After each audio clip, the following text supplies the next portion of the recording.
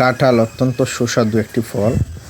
একসময় কাঁঠাল প্রচুর বিক্রি হতো আমাদের এলাকাতে, কিন্তু এখন অত্যন্ত বেশি কাঁঠাল হওয়াতে কাঁঠালের সিজনে বা কাঁঠালের মৌসুমে কাঁঠাল খুব বেশি উৎপন্ন হলেও কাঁঠাল খুব কম বিক্রি হয়।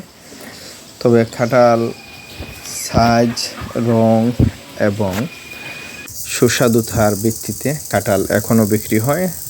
কোনো এলাকা আছে যে এলাকাগুলোতে প্রচুর কাঁঠাল বিক্রি হয়, কিন্তু আমাদের এলাকায় বা আমার বাগানের কাঁঠাল খুব বেশি বিক্রি হচ্ছে না বা হয় না।